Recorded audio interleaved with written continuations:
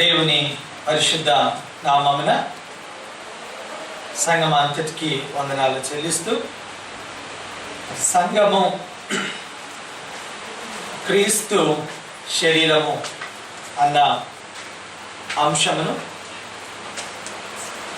ఒక సంఘము అన్నటువంటి అంశంపై సిరీస్ ఆఫ్ మెసేజెస్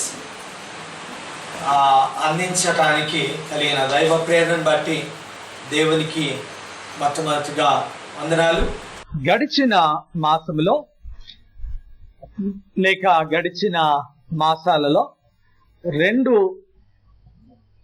మార్లు సంఘము అన్న అంశం పైన మాట్లాడడం లేకపోతే ధ్యానించడం జరిగింది. సంఘము మరియు అనగా ఏంటి? మొదటిసారి సంఘము, స్థానిక సంఘము, సార్వత్రిక సంఘము యొక్క తేడాను మనము ధ్యానించి ఉన్నాం. తదుపరి సంఘానికి క్రీస్తుతో ఉన్నటువంటి సంబంధ పోలికలు, 3 రకాలైనటువంటి సంబంధాలు మనము ధ్యానించి ఉన్నాం. మొదటిది క్రీస్తు సంఘమునకు పునాది అని, రెండవ సంబంధము క్రీస్తు సంఘమునకు శిరస్సు అని, మూడవది క్రీస్తు సంఘం మధ్య ఉన్న సంబంధము వరుడు వధువు సంబంధము అని ధ్యానించున్నాం. ఈ యొక్క అంత మాత్రమే కాదు, ఈ సంబంధాల యొక్క రిలేషన్, ఈ సంబంధాలు, మొదటి సంబంధం పాస్ట్ అని, రెండవ సంబంధం ప్రజెంట్ అని, మూడవ సంబంధం ఫ్యూచర్ అని కూడా ధ్యానించున్నాం. ఈ సమయంలో క్రీస్తు సంఘమునకు శిరస్సు, సంఘము ఆయన శరీరమై ఉంటూ ఉన్నది అన్న అంశంపై ధ్యానించనయుంటున్నాం.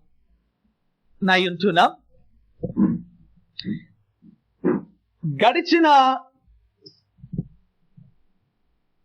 ధ్యానంలో చూసినప్పుడు ఆ 3 సంబంధాలు ఈ యొక్క సమయంలో క్రీస్తు శరీరముకు సంబంధించి క్రీస్తు ప్రభుల వారు మరియు పరిశుద్ధుడైన పౌలు తెలియజేసిన మాటలను అవి పోలికగా మనం తీసుకోవచ్చు. చదవబడినటువంటి పాఠ్య భాగాలను గమనించినట్లయితే, ప్రత్యేకించి క్రొత్త నిబంధనలోని పాఠ్యభాగం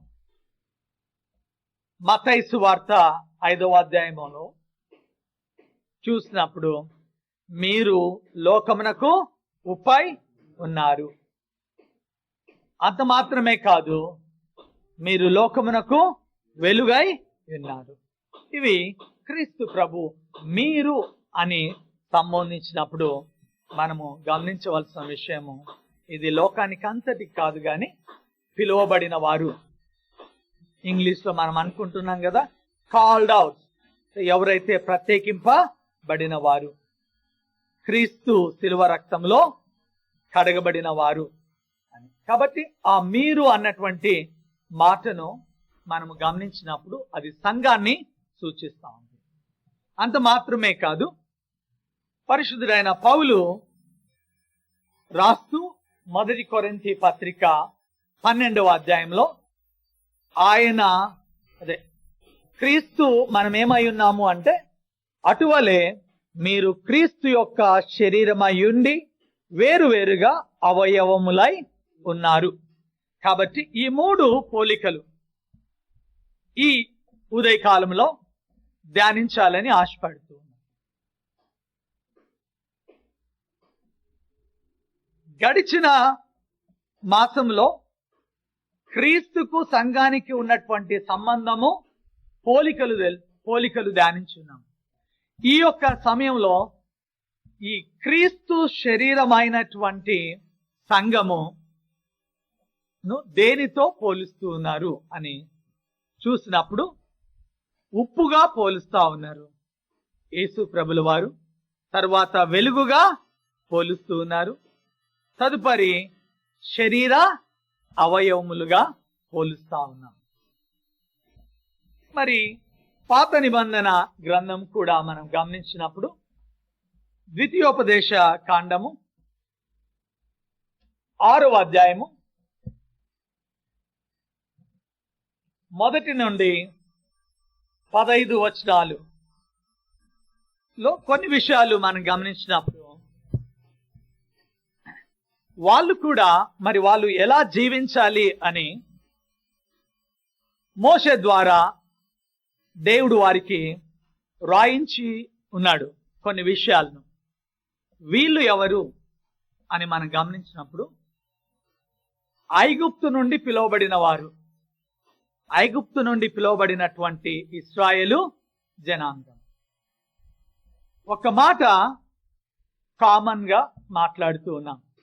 కామన్ అంటే అక్కడ ఇక్కడ పిలువబడిన వారు అన్నటువంటి. ఈ పిలువబడిన వారికి పెట్టబడినటువంటి పేరే సంఘము అని. అక్కడ పాత నిబంధనలో ఈ పిలువబడినటువంటి వారు ఏ విధంగా జీవించాలి అని కొన్ని విషయాలు మనం ధ్యానించినట్లయితే, మొట్టమొదటిగా మొదటి 2 వచనాలలో ద్వితీయోపదేశ కాండంలో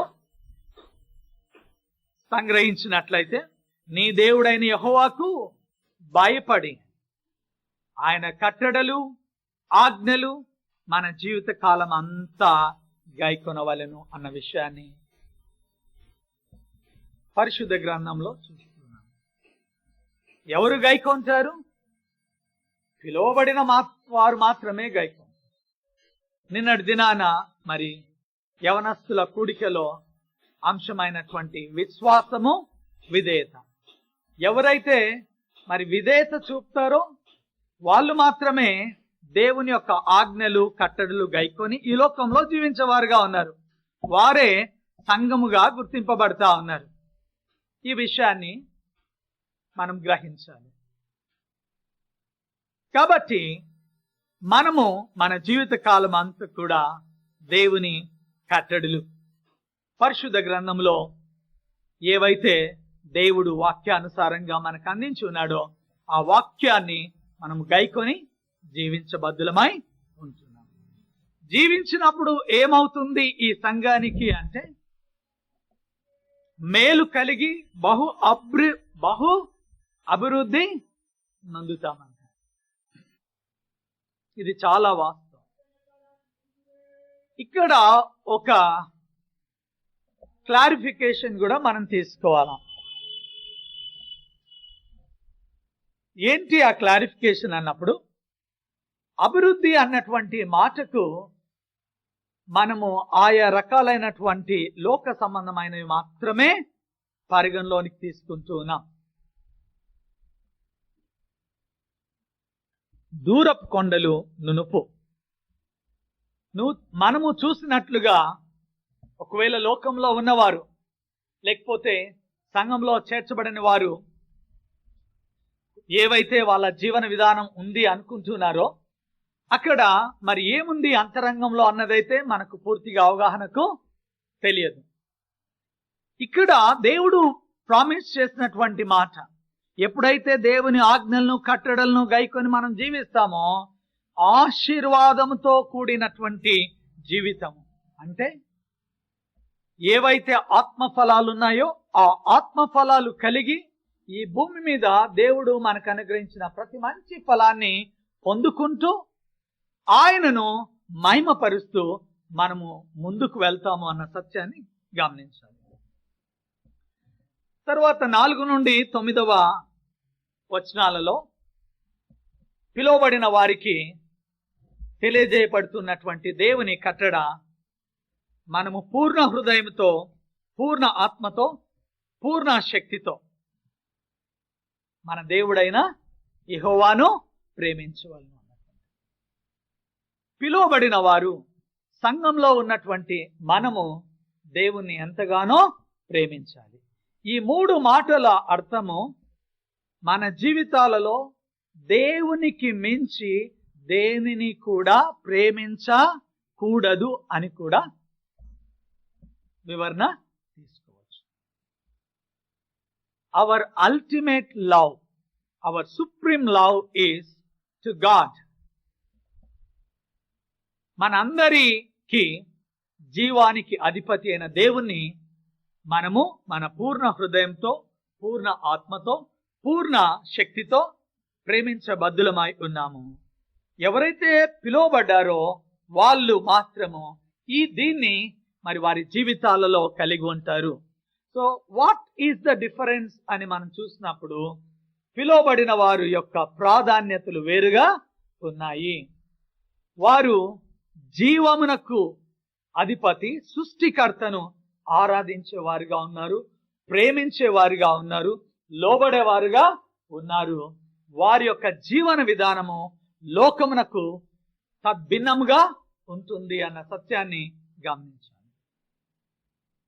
తరువాత అంత మాత్రమే కాదు, ఈ పిలువబడిన వారు వారి కుమారులకు కూడా ఏం చేయాలంట? ఆయన ఆజ్ఞలు, కట్టడలను అభ్యసింప చేయాలి. ఇది పిలువబడిన వారి యొక్క బాధ్యత, అంటే జీవన విధానం. మనము జీవిస్తూ మన పిల్లలను జీవింప చేయబద్దులమై ఉన్నాము. ఈ కట్టడలను మనం వారికి తెలియచేయవలసిన వారంగా ఉంటున్నాము. దేవునికి లోబడి జీవించేటట్లుగా వారిని నడిపించనై ఉన్నాము. ఇది సంఘంలో చేర్చబడినటువంటి బిడ్డల యొక్క, ఏ సంఘంలో పిలువబడిన వారు, సార్వజనీన సంఘాల్లో ఉన్నటువంటి మనము.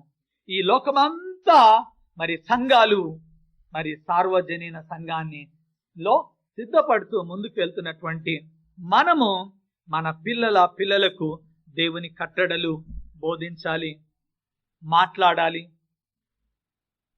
ఇంకా ఇశ్రాయేలీయులు చాలా స్ట్రింజెంట్ గా ఉంటారు. ఖచ్చితంగా ఆ దాన్ని మనము మహమ్మదీయ సహోదరులలో ఆ విధానాన్ని చూడొచ్చు. అక్కడి నుంచి వచ్చినటువంటిదే. ఎక్కడైతే మరి నమాజ్కు సమయం అవుతుందో వెంటనే అక్కడ వారు మోకరించి నమాజ్ చేస్తారు. అది యూదులు లేకపోతే ఇశ్రాయేలీయులకు మరి కట్టడ, లేకపోతే అంటే అంత స్ట్రింజెంట్ గా దేవుని కట్టడలు పాటించేవారు. సంఘంలో ఉన్నటువంటి మనము, పిలువబడినటువంటి మనము చేయవలసిన వాటిని పాత నిబంధన గ్రంథంలో ద్వితీయోపదేశ కాండము 6వ అధ్యాయంలో మరి 1 నుండి 15 వచనాల్లో ఈ విషయాలు కొన్ని చూడగలిగాం. అలాగే సువార్తల పాఠముగా మనం వచ్చినప్పుడు ఈ సువార్తల పాఠంలో 1 నుండి 16 వచనాలు చదువుకున్నాం. ఈ చదవబడినటువంటి మాటలు మనందరికీ సుపరిచితం. అలాంటి జీవితము పిలువబడిన వారు కలిగి ఉంటారు. యేసు ప్రభు కొండ మీద ప్రసంగం బోధించిన ఆయన బోధించాడు, అంటే ఈ విధంగా ఉండాలి మీరందరూ అని. అయితే తదుపరి యోహానులో నికోదేముతో మాట్లాడుతూ ఒకడు క్రొత్తగా జన్మించితేనే అని, అంటే క్రొత్తగా జన్మించిన అనుభవాన్ని కలిగినప్పుడు, క్రీస్తు రక్తములో కడగబడినప్పుడు మాత్రమే ఈ పిలువబడిన వారి జీవితము లోకమునకు వేరై ఉంటుంది. ఈ వేరైనటువంటి వారి యొక్క జీవన విధానం, ప్రయారిటీస్ చూసినప్పుడు ఈ కొండ మీది ప్రసంగంలోని కొన్ని మాటలను మనం ధ్యానించినప్పుడు అవి రిఫ్లెక్ట్ అవుతాయి అని కూడా చూడొచ్చు. కొన్ని విషయాలను మనం చూద్దాం. మొట్టమొదటిది, ఆత్మ విషయమై దీనులైన వారు ధన్యులు, పరలోక రాజ్యము వారిది.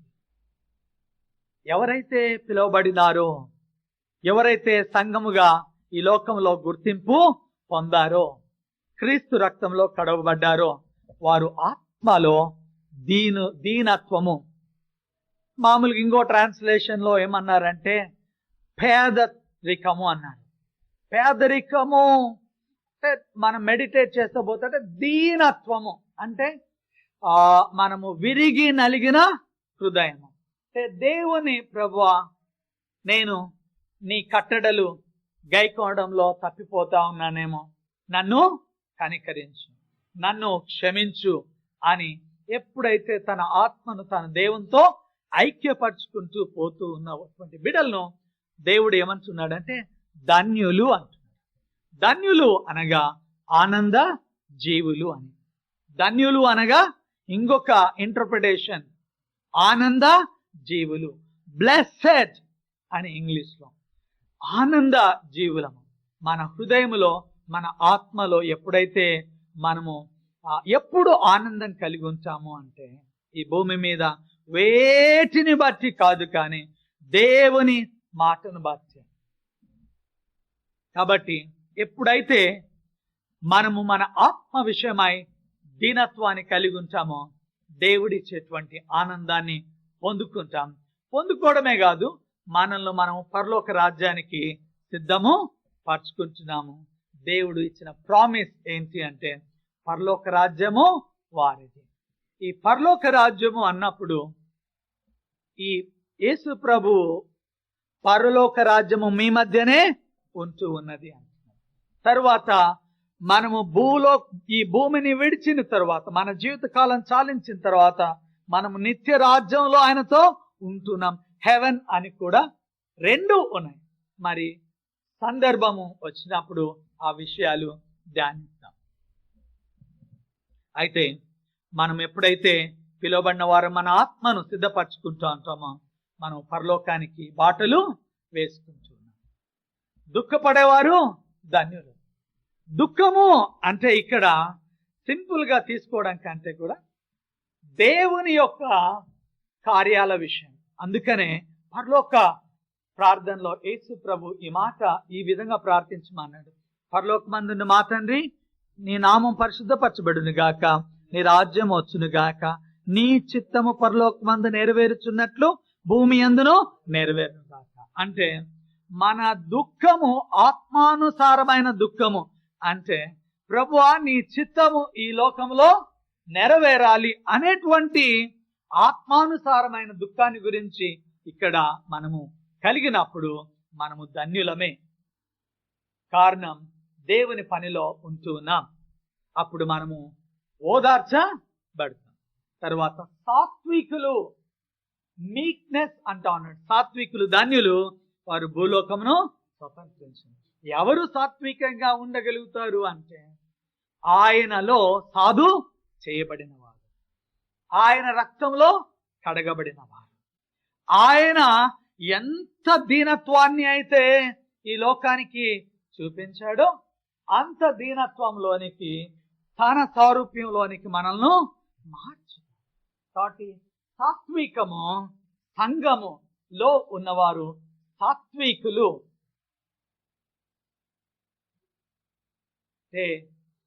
సోబర్ కైండ్ అంటే అదొక వర్చ్యూ.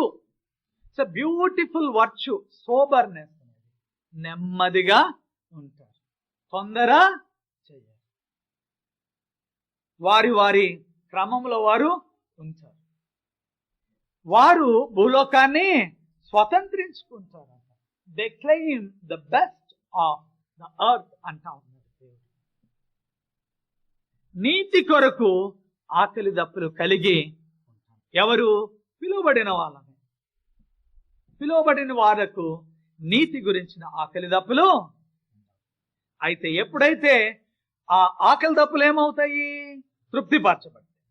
తర్వాత కనికరం గలవారు ధన్యులు, వారు కనికరమును పొందరు. మనము కనికరం అంటే యేసు ప్రభువు సెలవిచ్చిన ఇవన్నీ, హృదయ శుద్ధి గలవారు ధన్యులు, వారు దేవుని చూస్తారు. ఎంత ఆధిక్యతలో చూడండి. ఎవరికి? పిలువబడిన వారికి, సంఘంలో చేర్చబడిన వారికి. ఈరోజు పాడిన పాటలన్నీ కూడా మనం గమనించినప్పుడు మహిమ కలిగిన సంఘం అని, అవునా? ఎన్నో రకాలుగా. మరి కాబట్టి దేవుని చూడగలిగిన వాళ్ళు సంఘంలో చేర్చబడిన వాళ్ళు. సమాధానపరచువారు వారు ధన్యులు, వారు దేవుని కుమారులు అనబడతారు. సంఘంలో చేర్చబడిన వారు ఎవరు అంటే దేవుని కుమారులు, వాళ్ళు సమాధానాన్ని మరి అందించేవారుగా ఉంటారు ఈ లోకంలో. కాబట్టి మనము we make difference to the world. మనము ఈ లోకానికి తేడా, లేకపోతే ఈ లోకంలో ఒక డిఫరెన్స్ ను కలగచేసే వారంగా ఉంటున్నాం. దేవుడు మనల్ని పిలిచిన ఉద్దేశం కూడా అదే. మనము సమాధానపరిచే వారంగా ఉండాలి అని, మనము హృదయ శుద్ధి కలిగి ఉండాలి అని, మనము నీతి కొరకు ఆకలి దప్పులు కలిగి ఉండాలి, మనము సాత్వికము కలిగి ఉండాలి అని, మనము మరి ఏ విషయమై దుఃఖపడాలి, దేవుని సంబంధమైన విషయమై దుఃఖపడాలి అని. మరి అంత మాత్రమే కాదు, నీతి నిమిత్తం ఒకవేళ హింసింపబడవలసి వస్తే మనం ధన్యులు. కాబట్టి ఎప్పుడైతే దేవుణ్ణి మనము అంగీకరిస్తామో, యేసు ప్రభువును మన స్వంత రక్షకునిగా అంగీకరిస్తామో, ఈ లోకంలో మనకు విరోధము ఏర్పడుతుంది. దేవునితో స్నేహము, ఈ లోకంతో వైరము. దేవునితో స్నేహము ఏర్పడకపోతే లోకంలో మనం నశించిపోతాము. కాబట్టి మనం పిలువబడ్డాము, మనం కనికరింపబడ్డాము, మనము ధన్యులము. ఎంత ధన్యులము అంటే వర్ణింపతరము కాని ధన్యులు. అనేకులు నశించిపోతా ఉన్నారు, కొద్ది మంది మాత్రమే ఆయన శిలువ రక్తము నెరిగి కనికరింపబడతా ఉన్నారు. ఈ యొక్క సంఘంలో చేర్చబడి సిద్ధపడుతూ నిత్య రాజ్యానికి ఎదురు చూసేవారుగా ఉంటా ఉన్నారు. అందులో నీవు నేను ఉండడము ఎంతో ధన్యత.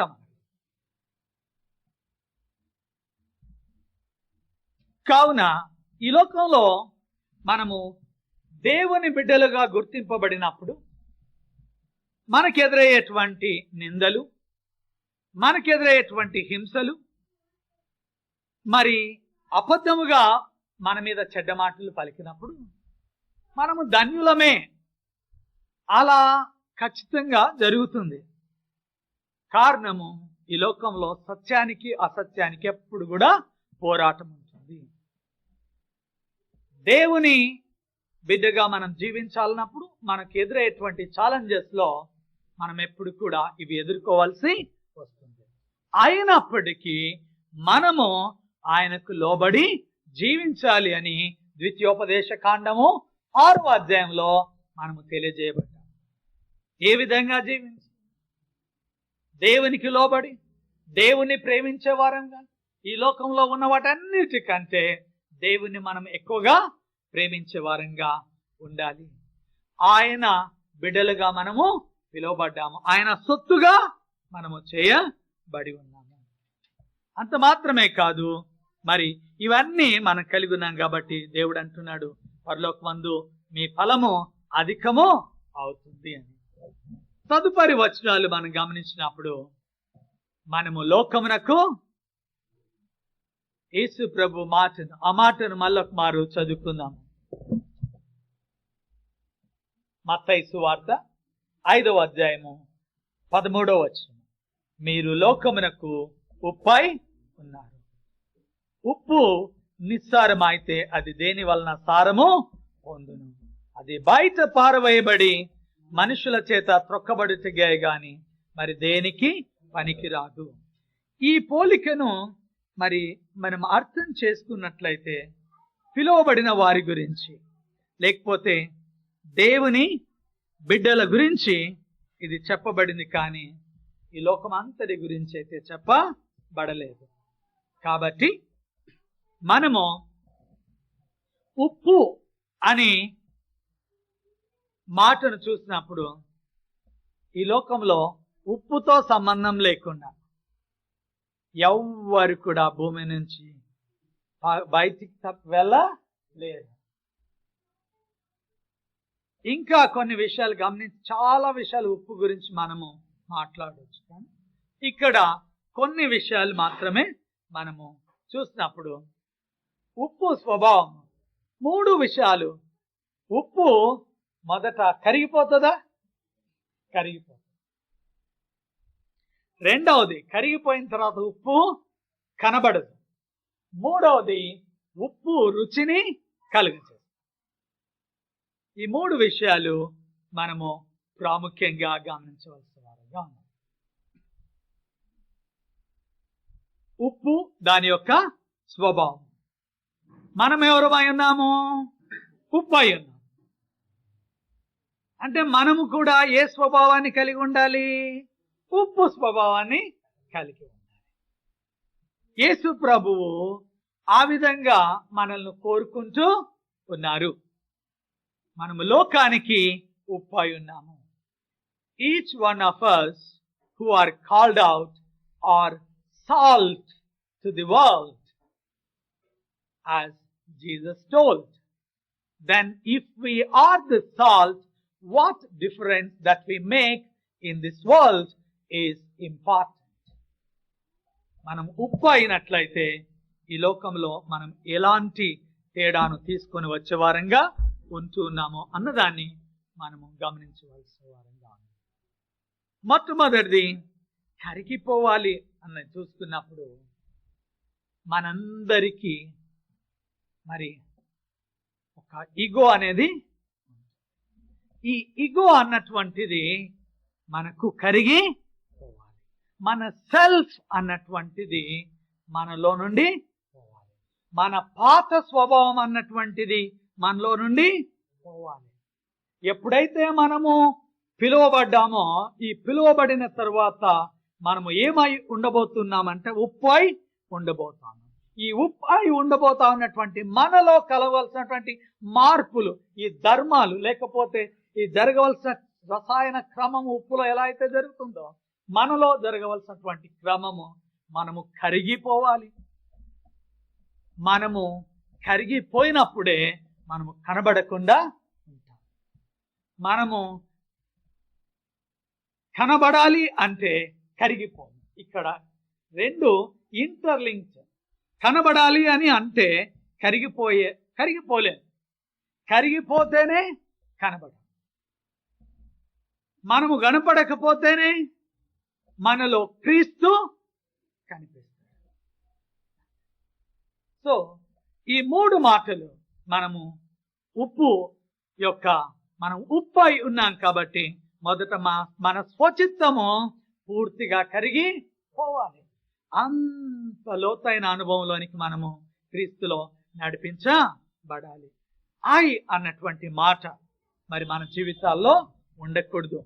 మరి మానవ స్వభావంగా మనము నేను, నాది, నేనే చేయగలను అన్న ఈ స్వభావాన్ని నుంచి మనము మార్పు పొందాలి.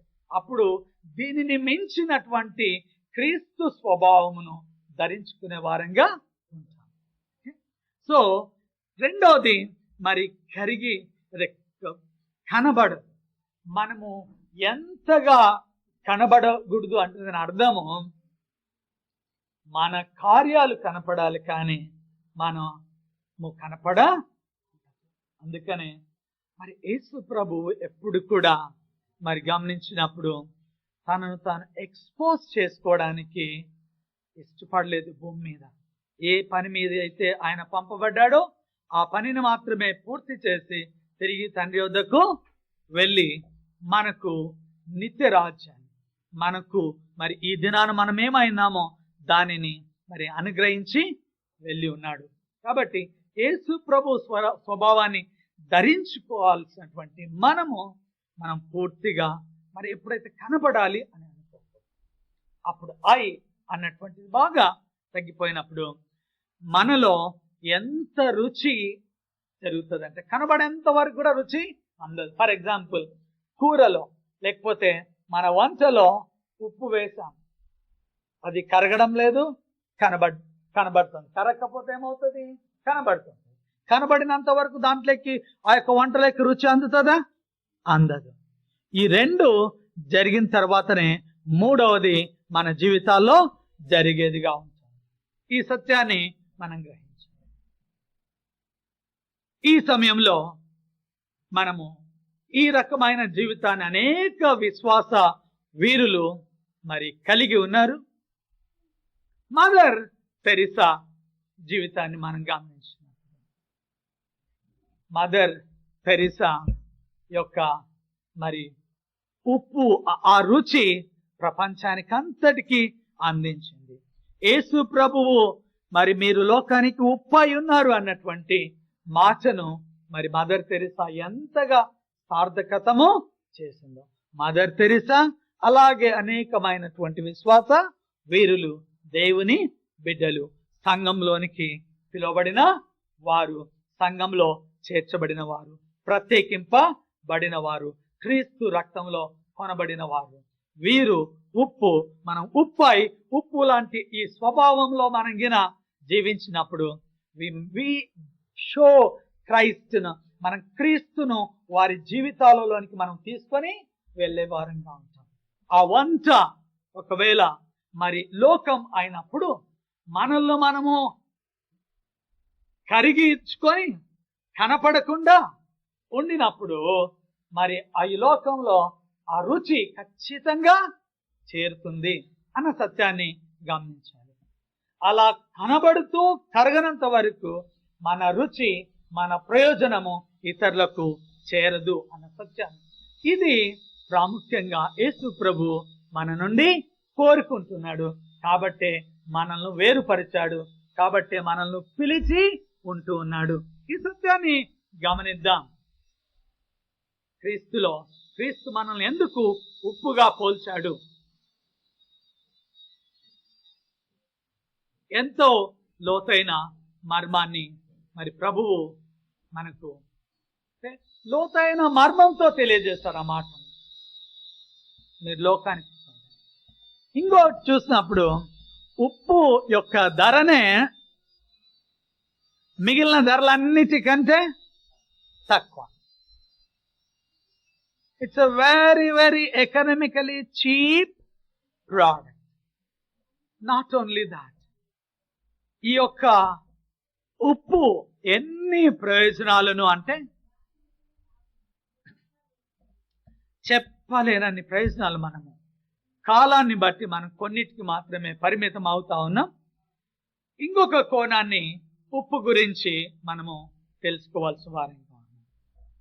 ఉప్పు తక్కువ కాకూడదు, వంటలో ఎక్కువ కాకూడదు, సమపాళ్లలో ఉండాలి. మనము మన జీవితము సంఘములో పిలువబడిన వారంగా ఎలా ఉండాలి? మన ఉప్పు సమపాళ్లలో ఉండాలి. ఎక్కువ అయితే మనల్ని ఎవరు ఉపయోగించుకోలేరు అన్న సత్యాన్ని గ్రహించుకోవాలి. మనము ఎంతో ఈ లోకానికి ఉప్పు అయి ఉన్నామంటే ఉపయోగకరమై ఉన్నాము. ఈ ఉపయోగకరమైన మనము టూ సాల్టీ అయితే nobody can use us. That we must acknowledge this truth. And also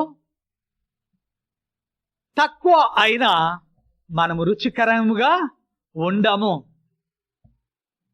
ఏదో వేసినాము అంటే వేసినాము, ఉప్పు ఉంది అంటే ఉంది. That means our lives are going to impact this world. That is through Christ. క్రీస్తు మనల్ని ఏమైతే పోల్చి ఉంటున్నాడో ఆ పోలికలో మనం ధరించుకున్నప్పుడు పిలువబడిన వారంగా we are going to make the difference in this world. You and I are expected to make that difference in this world.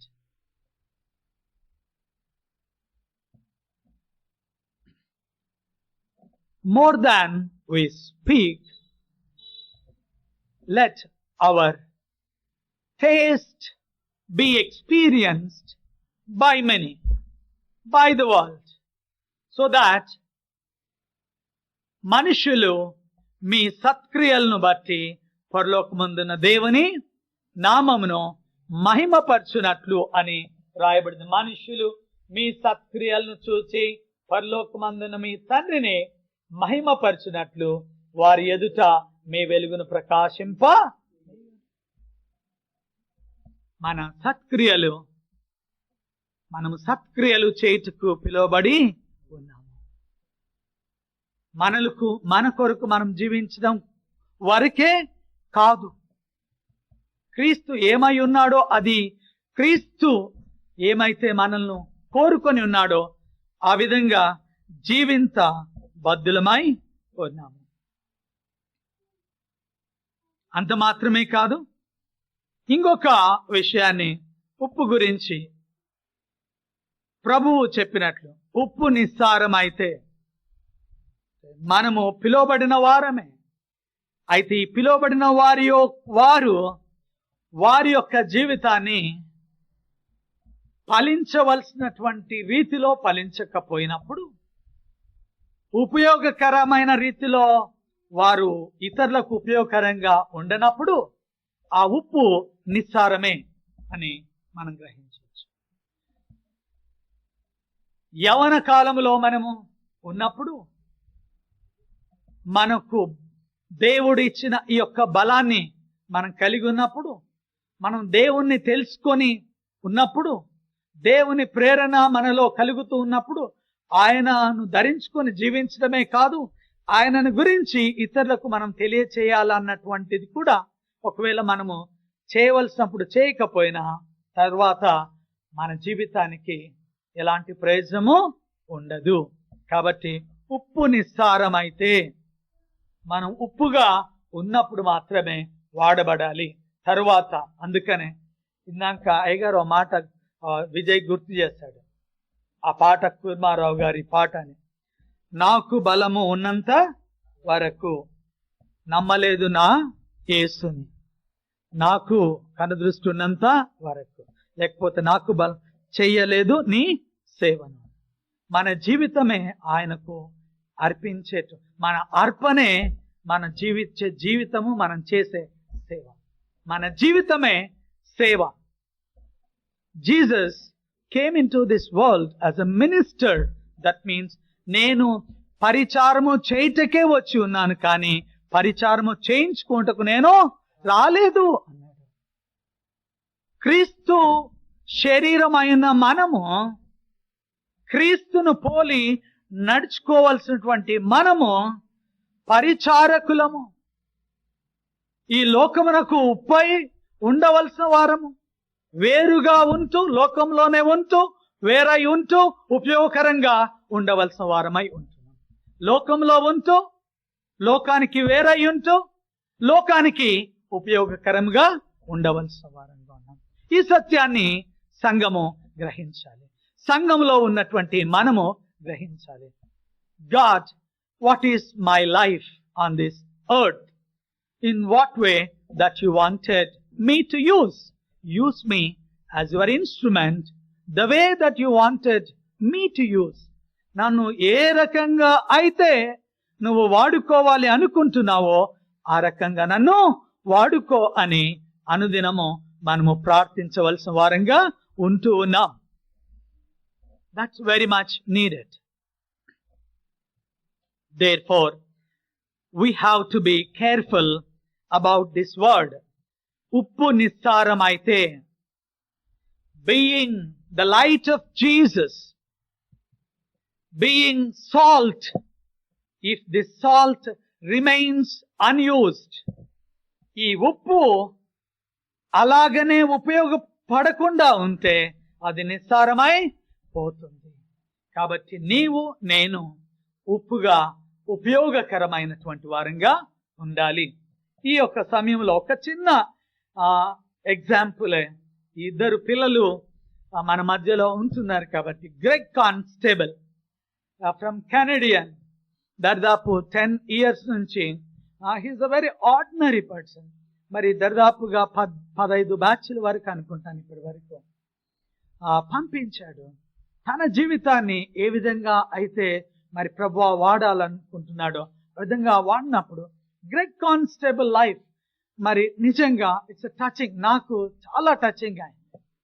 ఆయన తన పని చేసుకుంటా ఉంటాడు, తర్వాత ప్రభు పనిలో పాలిభాగం అయ్యాడు.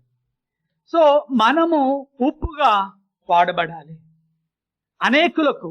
మరి Greg constable is a useful instrument to many.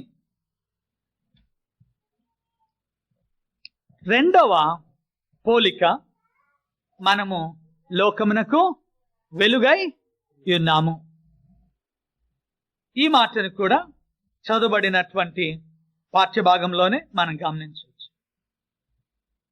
మీరు లోకమునకు వెలుగై ఉన్నారు. యోహాను సువార్త 1వ అధ్యాయము లో మనం గమనించినప్పుడు, యోహాను సువార్త 1వ అధ్యాయము 9వ వచనము, నిజమైన వెలుగు ఉండెను, అది లోకంలోనికి వచ్చుచు ప్రతి మనుషుని వెలిగించుచున్నది. యేసు క్రీస్తు నిజమైన వెలుగు. మనము వెలుగు, మనము వెలిగించబడుచున్నాము. ఈ మాటను గమనించాల. యేసు ప్రభువు నిజమైన వెలుగు. That is, it's a self illuminating. మళ్ళా వేరే వాళ్ళు వచ్చి వెలిగించే, అంటే ఇప్పుడు మనల్ని ఎవరు వెలిగించారు? యేసు ప్రభువు వెలిగించారు. మనము స్వయం ప్రకాశము కాము. క్రీస్తు ప్రకాశత మన మీద ప్రసరించినప్పుడు మనము వెలుగును ధరించుకుంటాం, మనము వెలుగై ఉంటాం. Always it is. మరి యేసు ప్రభువు అలా ఉండాలి, ఇలా పడాలి, మనము అలాగా ప్రకాశించాలి. కాబట్టి యేసు ప్రభువుకు మనము ఇలా ఉన్నప్పుడు, అంటే మనం యేసు ప్రభువులో లేకపోతే, యేసు ప్రభు వెలుగు మన మీద ప్రకాశించకపోతే తిరిగి ఆ వెలుగు మన నుండి ప్రసరింపబడదు. ఈ సత్యాన్ని గమనించాలి. మనము వెలుగై ఉన్నాము. యేసు ప్రభు అంటున్నాడు, ఎంత గొప్ప మాట. ఎప్పుడు వెలుగై ఉంటాము? నిజమైన వెలుగు మన మీద ప్రకాశించు. ఎప్పుడు మనలో నిజమైన వెలుగు ప్రకాశిస్తూ ఉంటుంది? ఎప్పుడైతే మనము మన జీవితాలను ఆయనకు సమర్పించుకుంటాం, ఎప్పుడైతే మనము మన యొక్క పాపముల విషయమై ప్రాయశ్చిత్తము కలిగి ఉంటాము, ఎప్పుడైతే మనం మన పాపములను ఒప్పుకుంటామో, ఆయన మన జీవితాల్లో ప్రకాశించేవాడుగా ఉంటున్నాడు. అప్పుడు మనము ఆయన సెలవిచ్చినట్లు ఈ లోకానికి మనం ఏమై ఉంటా ఉన్నాం? వెలుగై ఉంటాం. ఈ వెలుగైన మనమేం చేయాలంట? ఇతరులను కూడా వెలిగించాలి. మనము యేసు ప్రభు నుండి వెలుగును పొందుకోవాలి. మనం వెలుగుగా ఉండడమే కాదు, ఈ వెలుగైన మనము ఇతరులను వెలిగించాలి. అంటే అంధకార సంబంధమైన క్రియల నుండి వేరు పరచబడేటట్లుగా మనం సాధనాలుగా వాడబడాలి. ఇది సంగమునకు దేవుని యొక్క ఉద్దేశమై ఉంది. కాబట్టే మీరు లోకానికి ఉప్పై ఉన్నారు. కాబట్టే మీరు లోకానికి వెలుగై ఉన్నారు. ఉప్పైన మనము, వెలుగైన మనము, మరి ఈ సంఘము భూమి మీద ఏమి చేయవలసి ఉంది, ఏ విధంగా దాని ఉనికిని కలిగి ఉండవలసి ఉంది, ఎలాంటి డిఫరెన్స్ ను ఈ లోకంలో చూపించవలసి ఉంది అన్నటువంటిది ప్రాముఖ్యమైన విషయం. తదుపరి మరి ఎప్పుడైతే ఈ వెలుగుగా మనము, అంటే యేసు ప్రభువు పెద్ద జ్యోతి, అవునా? మనం ఏమవుతాము? చిన్న జ్యోతులము. అందుకనే దానియేలులో ఈ మాట రాయబడింది. దానియేలు గ్రంథము 12వ అధ్యాయము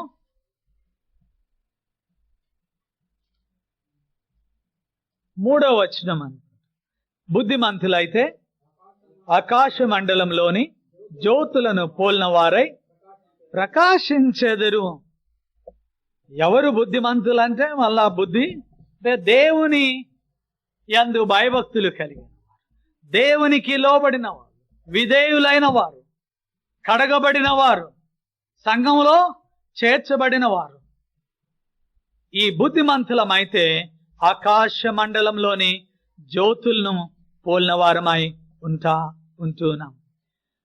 ఉండడమే కాదు, నీతి మార్గమును అనుసరించి నడుచుకున్నట్లు ఎవరు అనేకులను త్రిప్పుదురో వారు నక్షత్రముల వలె నిరంతరము ప్రకాశించెదరు. ఎంతటి పోలిక, ఎంతటి ఆధిక్యత!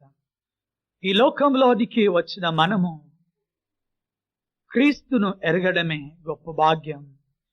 ఎరిగాము గనుక మనం ఉప్పై ఉన్నాం. ఎరగకపోతే మనం ఉప్పై ఉండే విషయం లేదు. ఎరిగి ఉన్నాం కనుక మనం వెలుగై ఉన్నాం.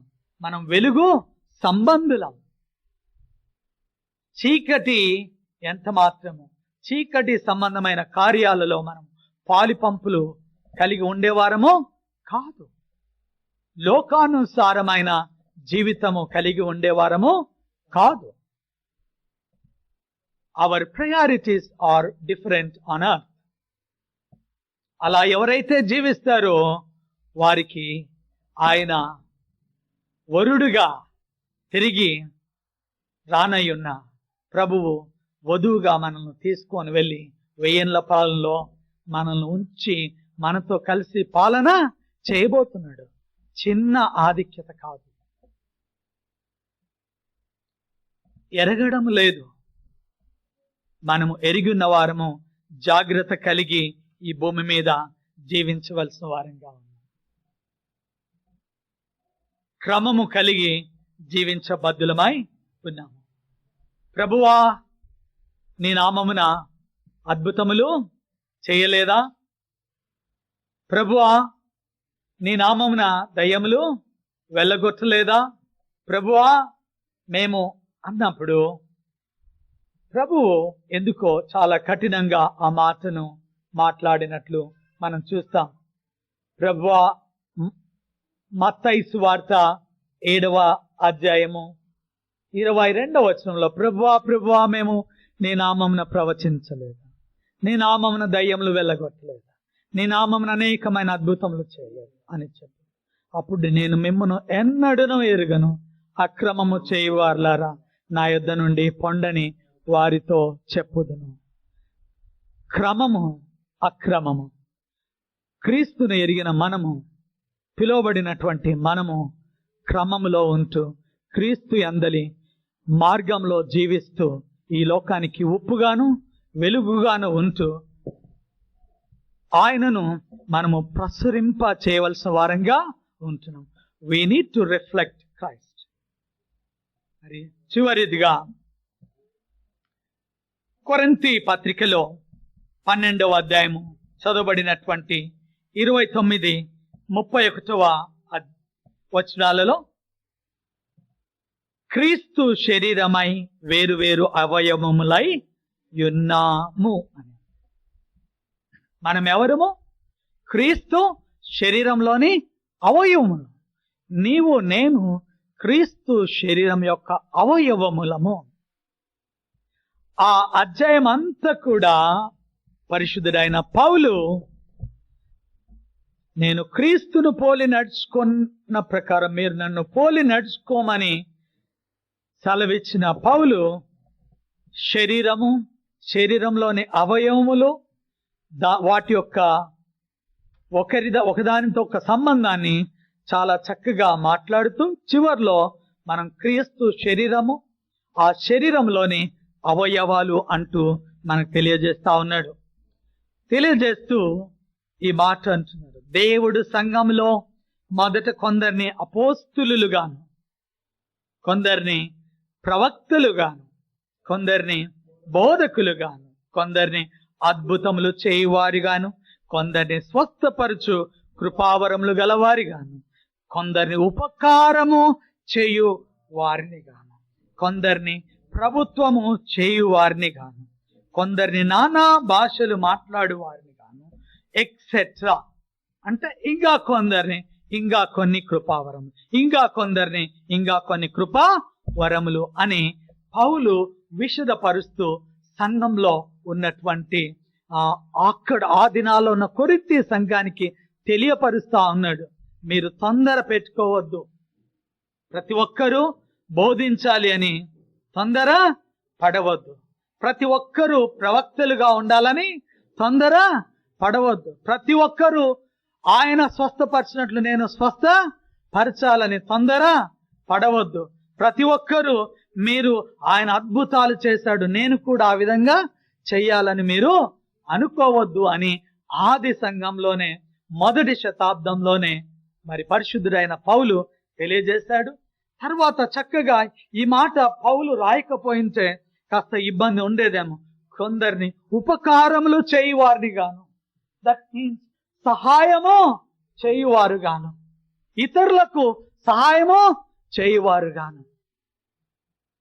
అది సంఘములో ఉన్నటువంటి మన పని. కాబట్టి సంఘంలోని పరిచర్యలు, కృపావరములు అనేకములు, నానా విధములు.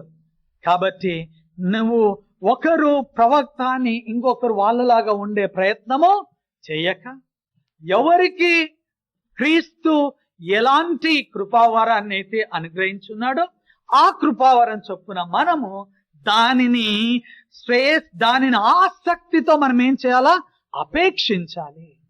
మనకు ఇవ్వబడింది మనము అపేక్షించాలి. అంతేకాని నేను ఇది చేయగలను, నేను అది చేయగలను, నేను అన్నీ చేయగలను అని అనుకున్నప్పుడు మనము సంఘంలో ఇబ్బందులు ఎదురయ్యేదిగా ఉంటుంది. కాబట్టి ఉపకారము చేయటం అంటే సహాయము చేయడము. దేవుడు ఆ మనసు ఇచ్చినప్పుడు మనం ఆ మనసు చేయాలి.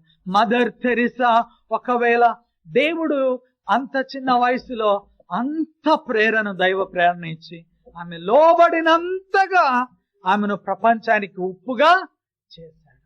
నీవు నేను లోబడినంతగా మనల్ని ప్రభువు ఉప్పుగా ఉంచనై ఉన్నాడు.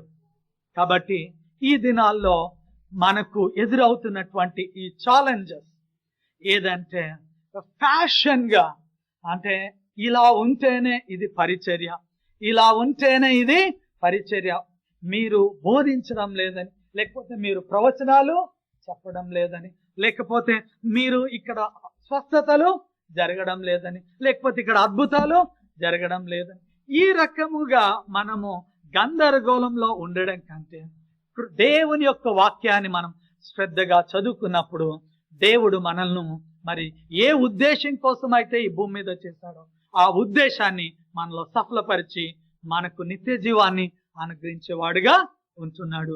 ఆ సత్యాన్ని మనం గ్రహించాలి, లేకపోతే చాలా తొందరలో ఉండేవారంగా ఉంటున్నాం. Those who can sing how to sing, those who have to preach how to preach, and ప్రభుత్వము చేయువారిగాను అన్నాడు. నిజమే, కొంతమందికి క్రమము చొప్పున నాయకులు లేని చోట జనులు కట్టులేక ఉంటారు. కాబట్టి కొంతమందిని దేవుడు ప్రభుత్వము చేయవారుగా అంటూ ఏమంటా అంటే ఇది కూడా కృపావరాలు, ఇవి కూడా ప్రభు పరిచర్యలలో భాగము అన్నాడు. కాబట్టి ఇది చేస్తే ఇదే అన్నటువంటిది మనము కాక, తర్వాత నానా భాషలు. కొంతమంది ఈ భాష నీకు రాదా, అయ్యో అట్లయితే నువ్వు కష్టమే, నీకు మేము భాషలు, ఇవన్నీ కాదు.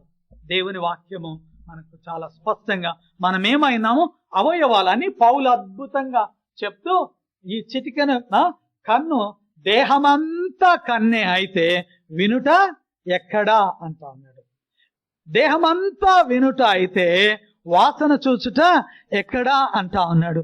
కాబట్టి దేహంలో, ఈ సంఘంలో మనము ఏ ఏ పాత్ర మనకు అప్పజెప్పబడిందో ఆయా పాత్రల్లో మనం ఒదిగి ఆయా పనిముట్లుగా మనం ముందుకు వెళ్తే మనము దేవుని యొక్క పిలుపునకు లోబడిన వారమై మరి దేవుని యొక్క ఉద్దేశాన్ని నెరవేర్చే వారంగా ఉంటాము. ఈ సత్యాన్ని మనం గ్రహించాలి. కాబట్టి మనకు ఏ కృపావరం అయితే ఇవ్వబడిందో ఆ కృపావరాన్ని శ్రేష్టంగా, అంటే మరి ఎక్కువగా దాన్ని సాధన చేసి ద బెస్ట్ గా మనం తీసుకొచ్చినప్పుడు దాన్ని బట్టి మనము దేవుని మహిమపరిచే వారంగా ఉన్నాము. If you can translate the best way, you be a translator. ఆ కృపావారిని అపేక్షించు, ఆసక్తితో అపేక్షించు.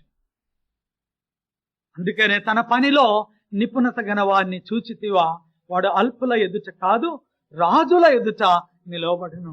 కాబట్టి మన పనులు, మన స్కిల్ ఏంటి, అందరికీ ఎవరికి ఒకరికున్న స్కిల్ ఇంకొకరికి ఉండదు. ఈ సత్యాన్ని మనం గ్రహించాలి. మన ఈ యొక్క థంబ్ ఇంప్రెషన్ ఎందుకు తీసుకుంటున్నారు అంటే no one on earth is similar to others అని. కాబట్టి నాలాగా even Christ cannot be also maybe and that కాబట్టి ఎవరు వాళ్ళు అందుకనే అంత యూనిక్ గా మనల్ని ప్రభువు చేసుకున్నాడు. ఆ చేసుకున్న ప్రభువు మనలో ఏదైతే బెస్ట్ నుంచాడో ఆ బెస్ట్ మనము మరి కలిగి ప్రభువును మన జీవితాల ద్వారా మహిమపరిచి పరలోకానికి మనము చేరేవారంగా ఉండాలి. ఈ లోకంలో మనకిచ్చిన జీవితాన్ని ఫలించే వారంగా ఉండాలి.